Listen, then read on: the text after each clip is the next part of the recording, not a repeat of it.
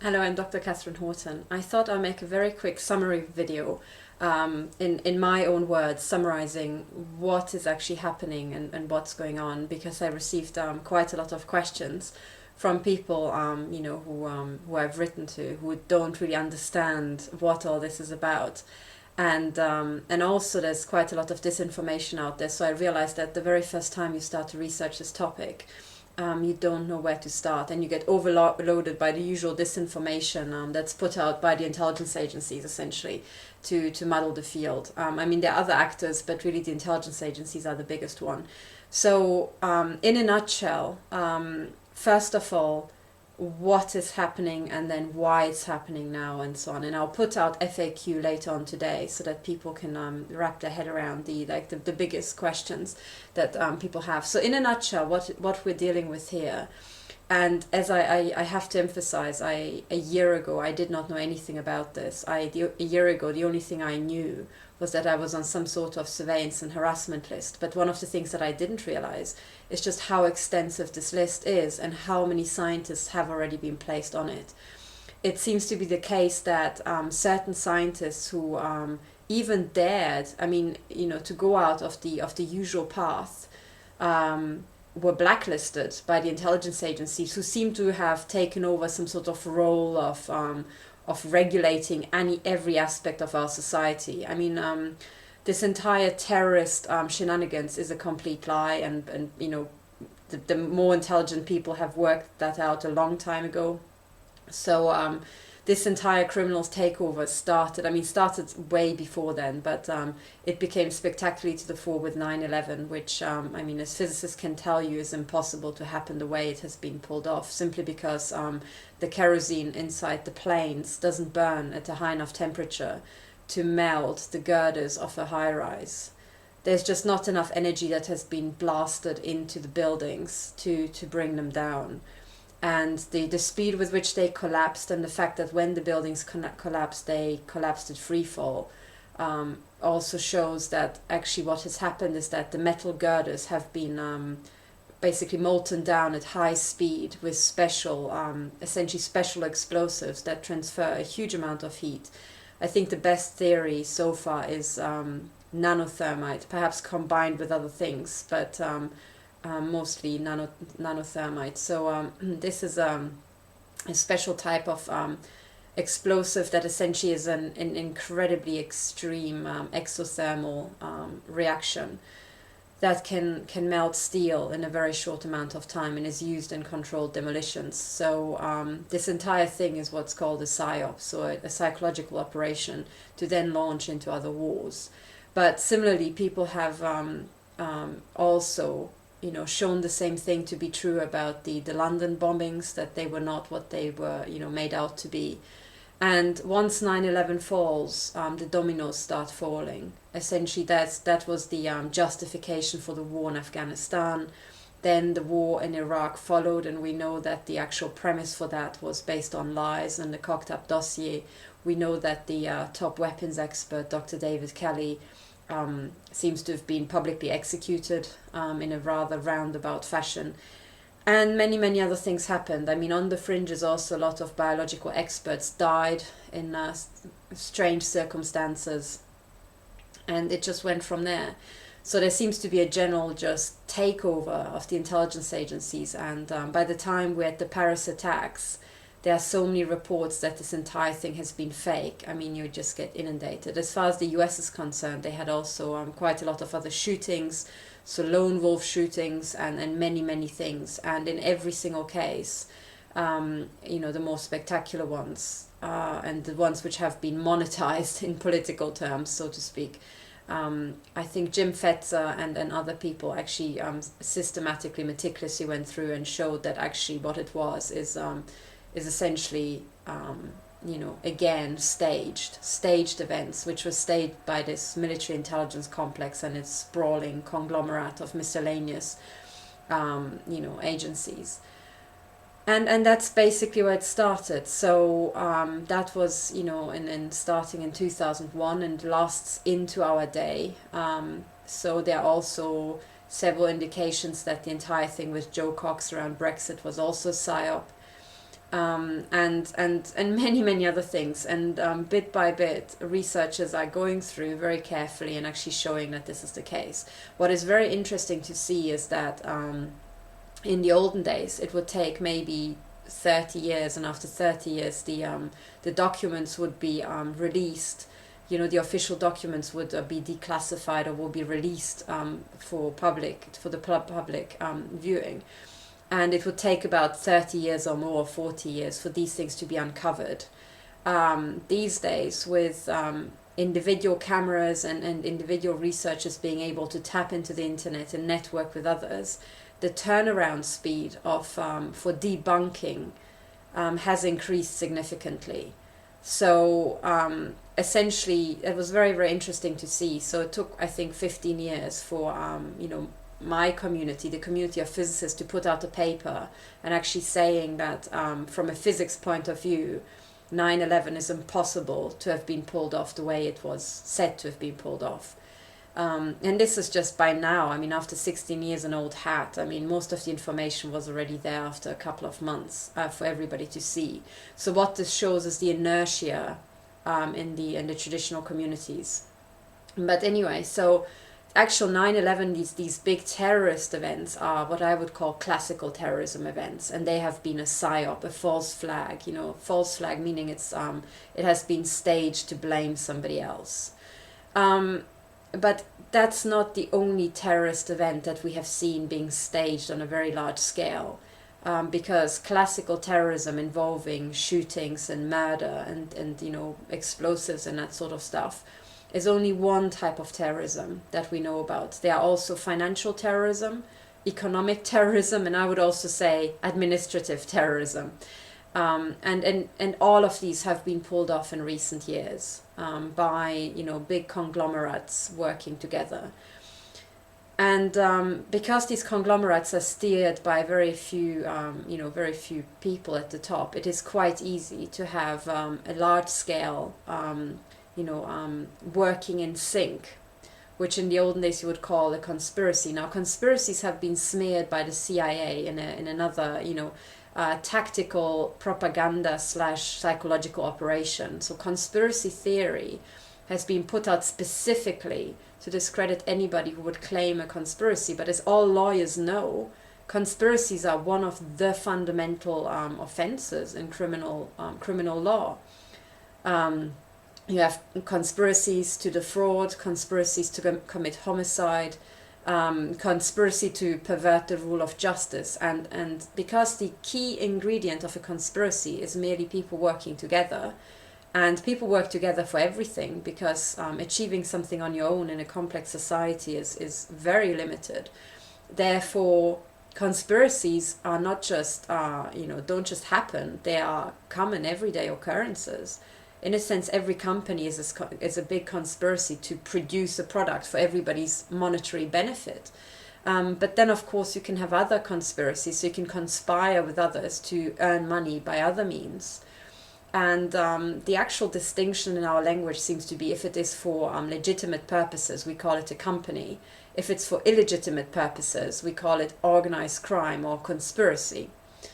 But essentially, conspiracy is, I would prefer the expression business plan. So is it a business plan or is it not? And essentially, these large-scale business plans, if you like, are common. So big companies, big corporations do work together on business plans. Ergo, if you want to translate back into the language, conspiracies amongst big companies are commonplace. I mean, there are cartel structures. We've got laws against cartels just because they're so common. But in a sense, the financial crisis is now pretty much clear to everybody that it was an engineered event. It was orchestrated by the large banks. The fact that derivatives are fraudulent financial instruments has also been stated publicly many times over. I think Professor William Black went into quite a lot of detail about the fraud and corruption surrounding the financial crisis. Also, Christopher Story was involved in having this entire corruption with derivatives shut down. Unfortunately, Christopher Story died, and some people say he might have been assassinated. But in a sense, that's what we're dealing with. We have these very big corporations. They have conspired many, many times. They have conspired to poison certain foods. They have conspired to introduce harmful chemicals in miscellaneous of products. And these sort of conspiracies we've seen over and over and over.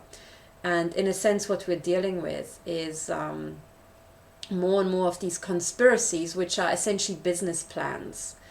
And the particular problem I have, and the victims of the intelligence agencies have, is the fact that there's a business plan associated with the intelligence agencies working together with the arms industry and the pharma industry towards the testing of weapons and novel pharmaceuticals, novel nanotech, and so on.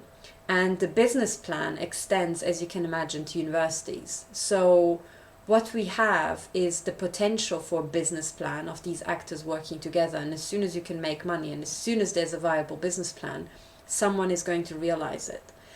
So this is the big picture. What we are claiming, what the victims are essentially claiming, when you translate it into these terms, is that they are suffering at the hands of a business plan. You know, someone is making money off their suffering, quite substantial amounts of money. And this is their problem, and going up against that means going up against a very viable business plan.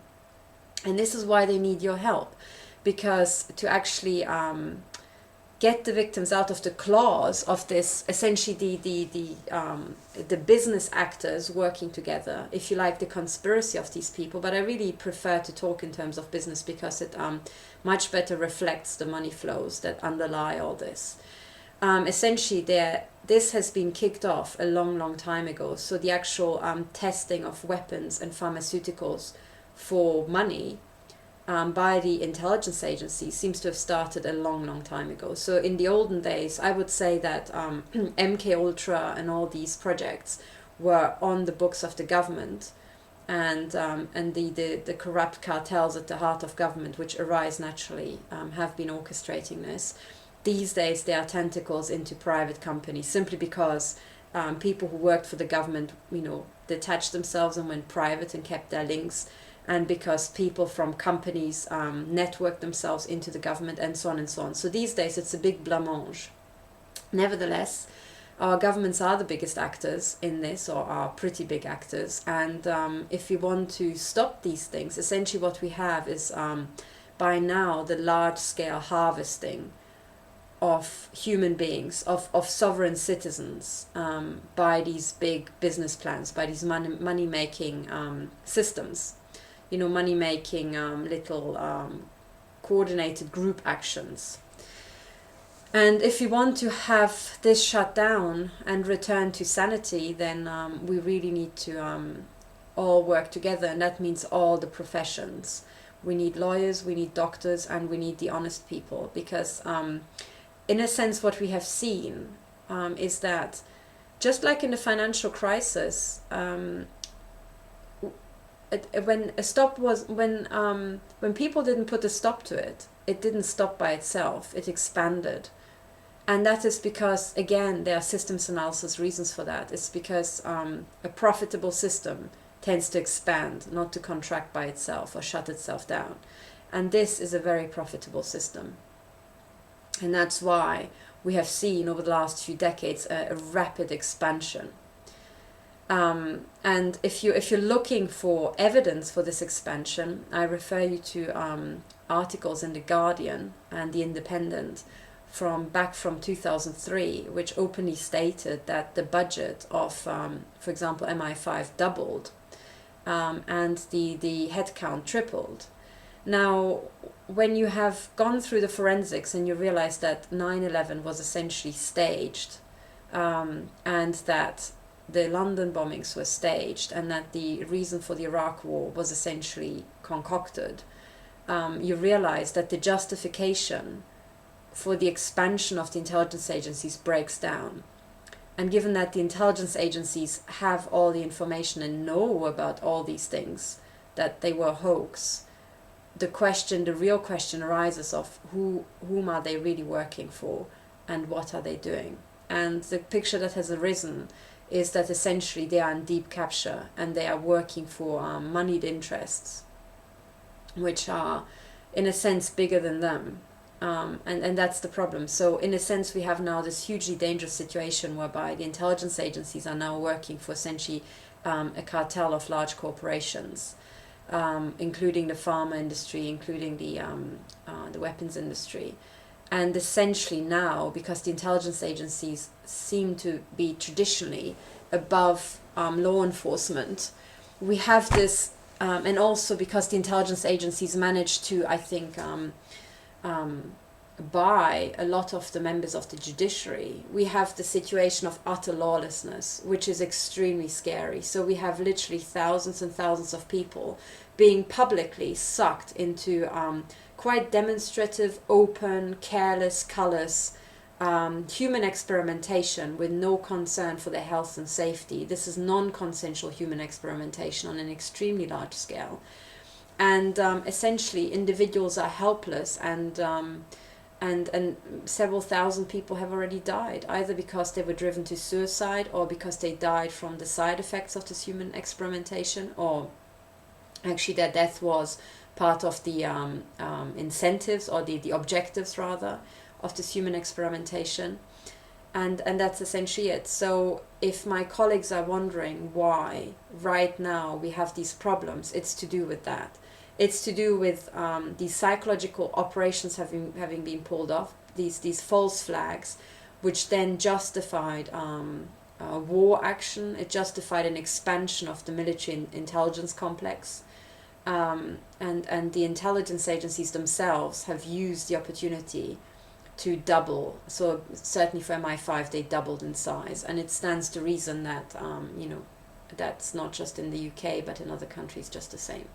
So this is what we're dealing with. We are dealing with an absolute, with the ultimate, total, all-encompassing subversion of all our institutions, being the law.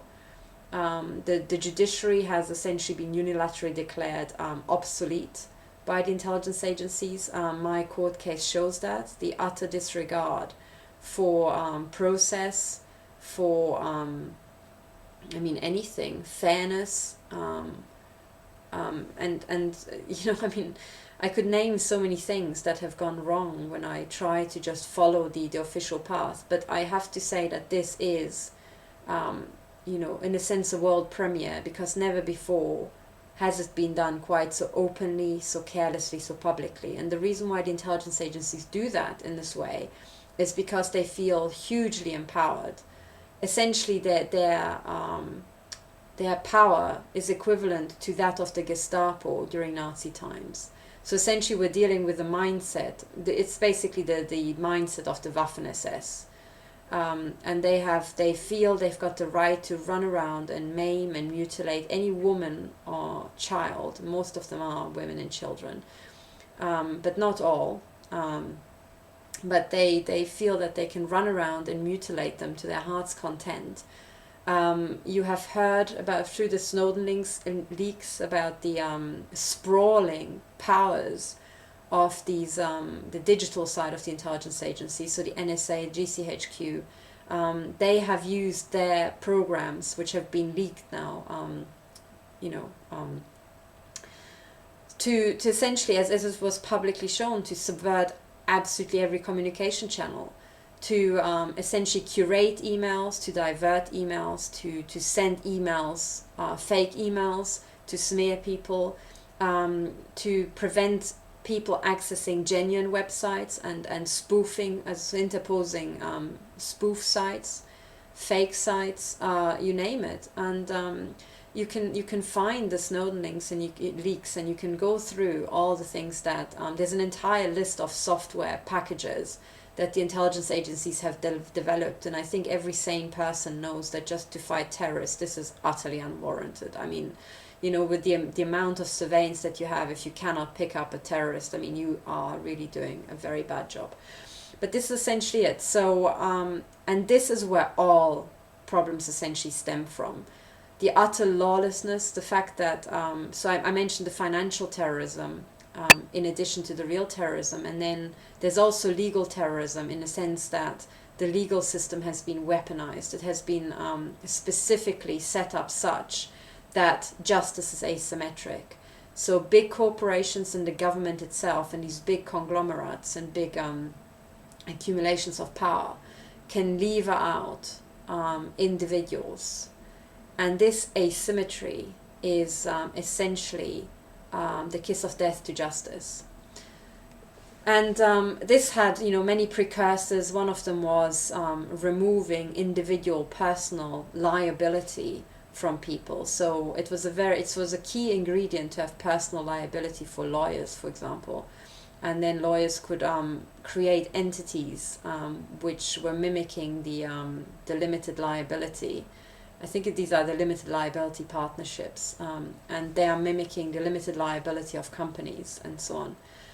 And this is essentially opening the gates for huge corruption, because as soon as you remove personal liability from people, it gives them carte blanche. And this carte blanche has been used. But the situation we now find ourselves in is essentially that because of this lawlessness, a situation has arisen whereby the surveillance powers of the intelligence agencies are used to utterly surround and gang up on individuals who are then used for the most brutal and ruthless human experimentation. So modern weapons are carelessly shot into their bodies, the data collected and fed back to the weapons industry and the pharma industry. Their homes are carelessly broken into.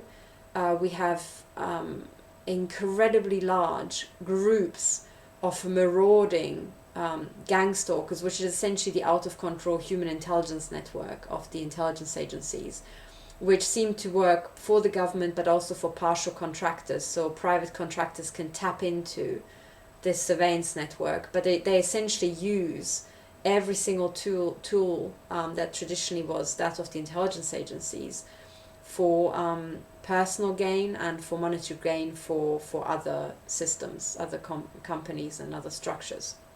So the situation now is that individual citizens are openly stalked, overtly, ganged up on.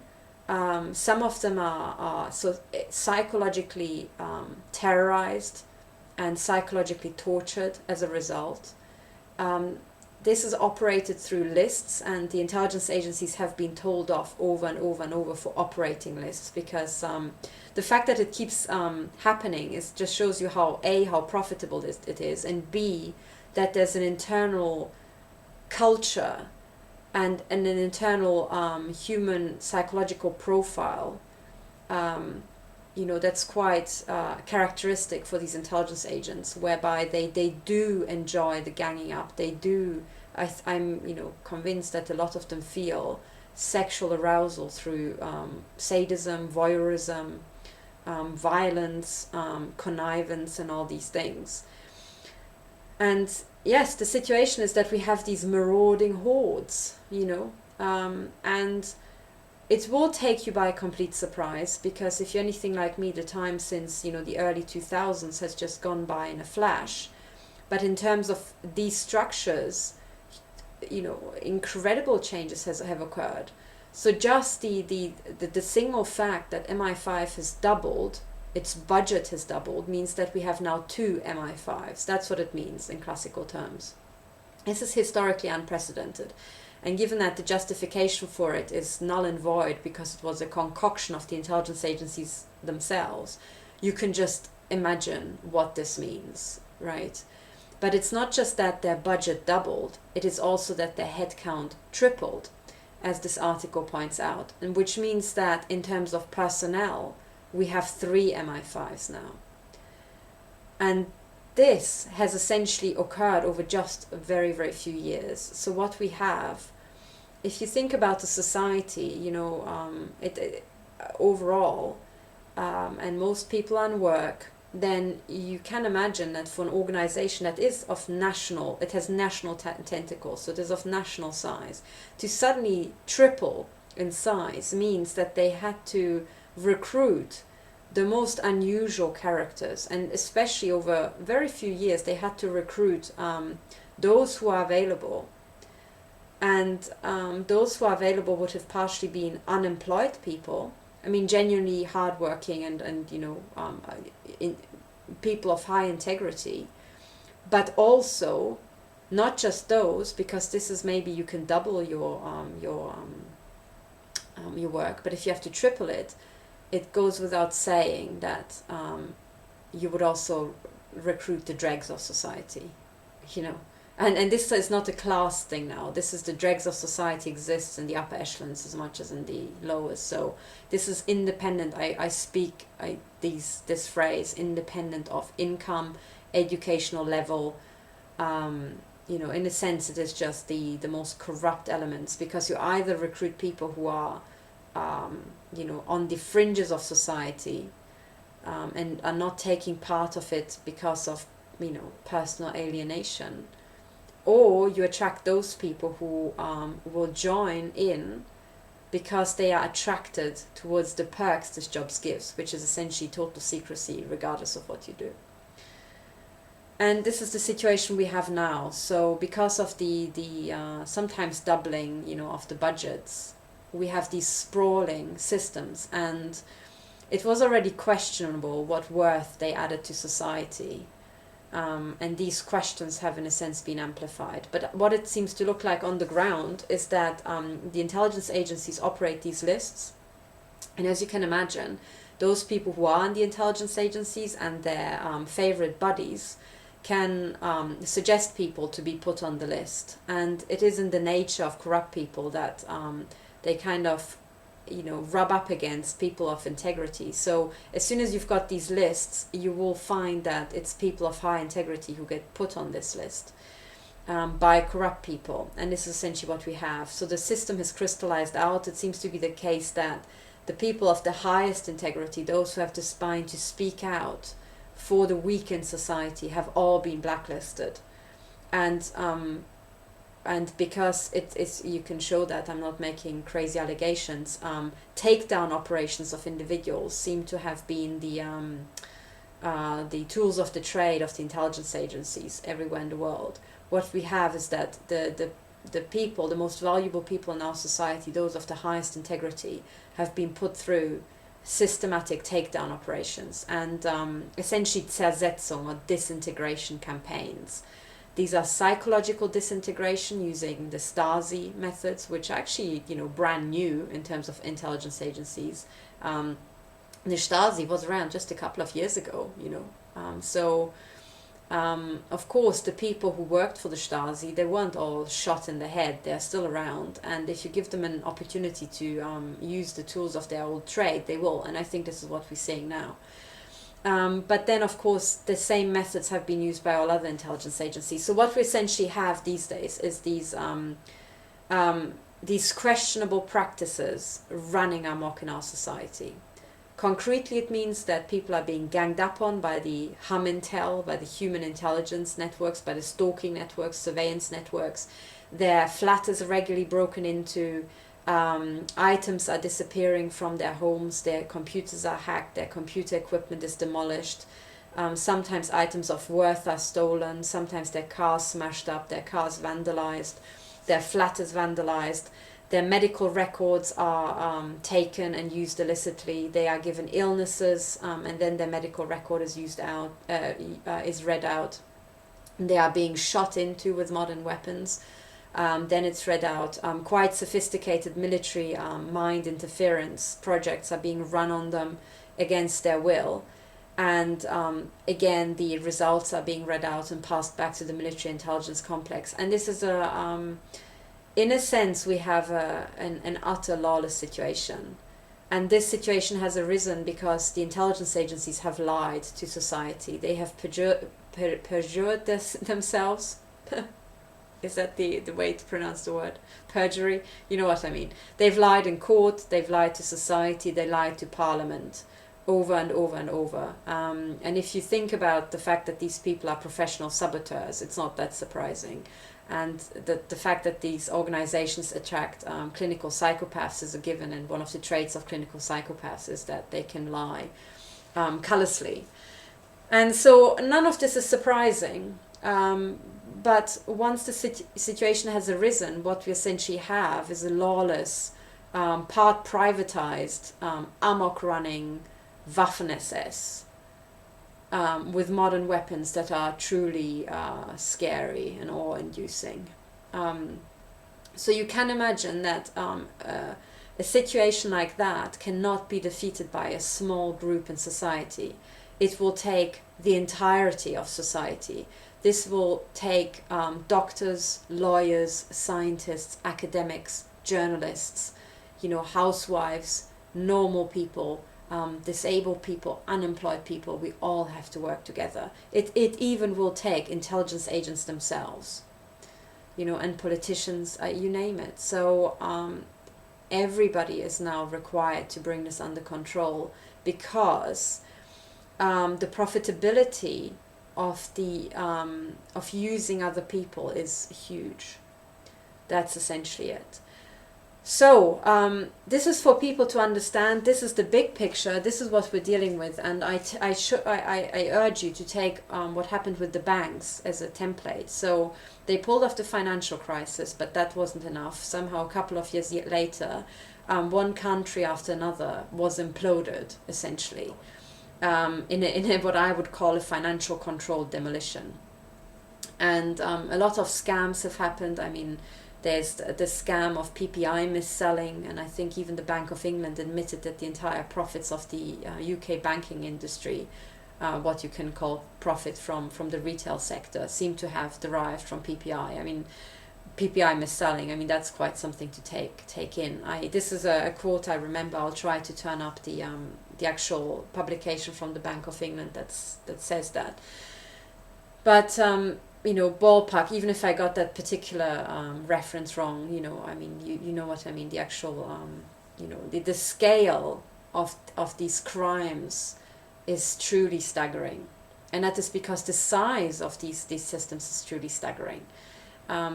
So this is what we're dealing with. So everything you hear, when people talk about organized gang stalking, it is the amok running surveillance network that has been now expanded. And the utter incredible stupidity of the things that are being staged and done by these people in these organized stalking networks is an artifact, of this process of fast recruiting the dregs of society. I mean, in a sense, you cannot have just professors of biochemistry doing this sort of stuff. So you will recruit the dumbest elements in society and the most corrupt elements of society. And that's what you see.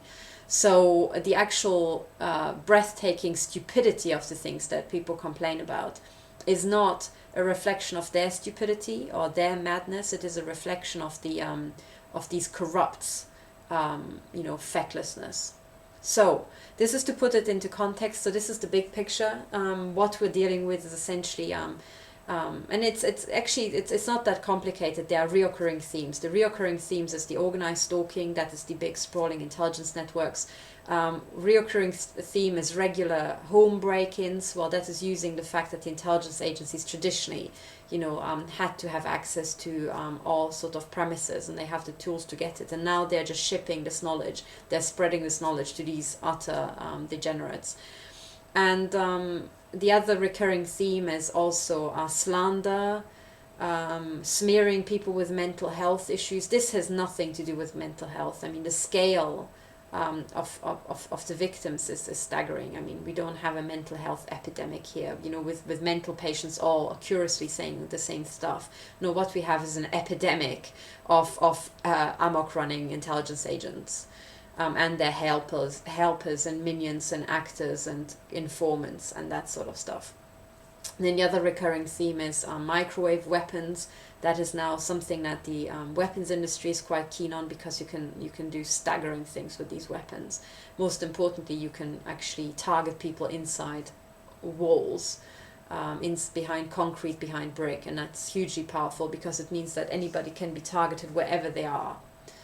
And it takes literally very, very thick walls to block that sort of stuff out. And that's one thing. And the other thing is that is part of the Human Brain Project that has been announced by Barack Obama. It's essentially the weaponization of neuroscience.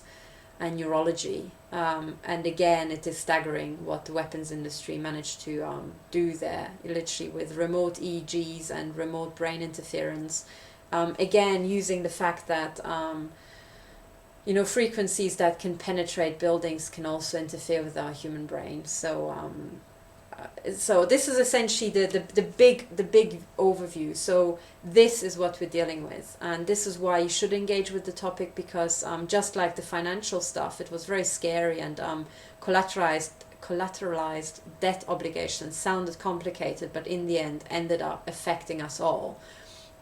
This is very much the same thing. So I urge you to reach out to your other colleagues, if you're a lawyer, to the people in science, and if you're scientists, to the people in law, in medicine, and so on, and network yourself, and actually do listen to me and other victims, because what is affecting us acutely is sooner or later also going to affect you in a way that will be highly unpleasant, and will have financial and health consequences for you and your family as well. And just as much as the financial crisis, which originally seemed to only occur in the mortgage market in the US, sooner or later had severe repercussions in all countries, and we're still feeling the effect. So this is essentially the same thing.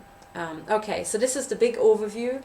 I encourage you to ignore absolutely everything that claims that there are other root causes, it being aliens or some more esoteric.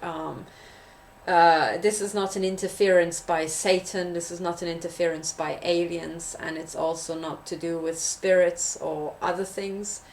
This is, as always, to do with financial incentives and tangible stuff. It's real weapons, it is real money exchanging hands, it's real business incentives, and it's the real subversion of our legal system, which is, as you can imagine, quite bothersome if you want to run a criminal enterprise. So, and also it is about the subversion of all our institutions, including, it's also the weaponization of the NHS and medical services.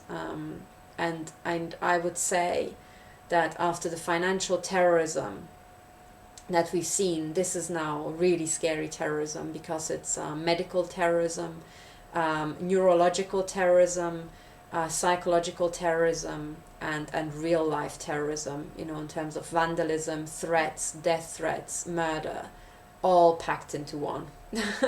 So I'm very sorry that I have to talk to you about these highly unpleasant topics, but there we are. So the victims need your help, and this is now the big picture, and it will affect generations to come. And the solutions we find today will affect generations to come. So I urge you to join in the debate, to offer your help. If you're professional, you can make a huge contribution. If you're unemployed or you're struggling, you can also make a huge contribution, because a lot of the things that you can do don't cost any money. And I will explain how you can help in a separate video. Thank you for listening. I'm Dr. Katherine Horton. And please stay in touch, because we will need your help, whoever you are and wherever you are. Thank you.